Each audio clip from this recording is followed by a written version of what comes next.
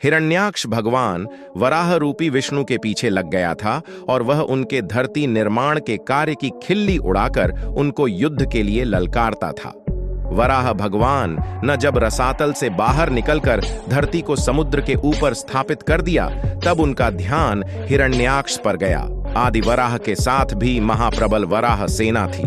उन्होंने अपनी सेना को लेकर हिरण्याक्ष के क्षेत्र पर चढ़ाई कर दी और विंध्यगिरि के पाद प्रसूत जल समुद्र को पार कर उन्होंने हिरण्याक्ष के नगर को घेर लिया। संगमनेर में महासंग्राम हुआ और अंततः हिरण्याक्ष का अंत हुआ।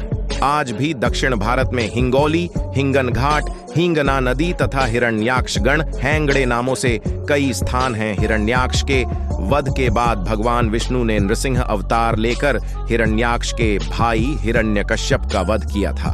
वराहदेव ने दक्षिण के महाराष्ट्र प्रदेश में अपने नाम से एक पुरी भी बसाई, जिसमें हिरण्याक्ष के बचे खुचे दुष्ट असुरों को नियंत्रित रखने के लिए अपनी सेना का एक अंग भी यहाँ छोड़ दिया। यह पुरी आज वहां बारामती कराड़ के नाम से प्रसिद्ध है। वराहदेव कोटि का वर्णन वेदों में भी उपलब्ध है। ऋग्वेद में वराह द्वारा चोरी गई हुई पृथ्वी का उद्वार तथा विंध्या पर्वत को पार करने का वर्णन है।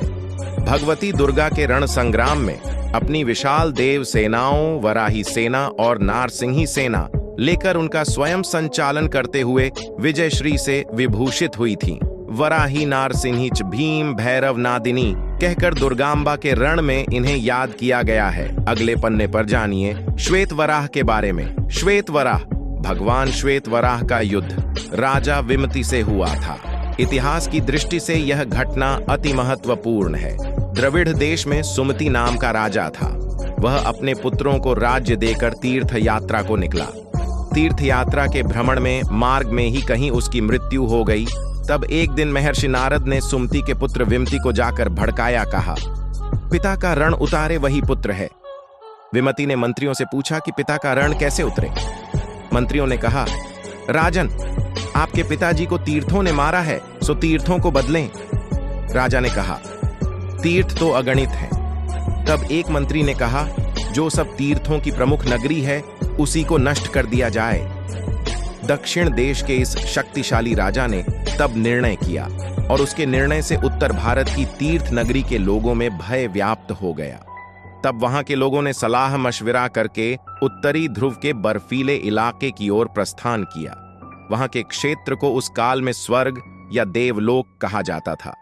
वहां श्वेतद्वीप पर उनके दर्शन वहां के देवता श्वेत वराह से हुए। श्वेत वराह ने उन विष्णु भक्त प्रजा को अभयदान दिया और विमति से युद्ध कर सैन्य सहित राजा विमति को पराजित किया। पुराणों की वंशावली के अनुसार सुमति जैन संप्रदाय के सुमतिनाथ तीर्थकर हैं और वे योगेश्वर ऋषभदेव के पौत्र तथा भरत के पुत्र हैं। अब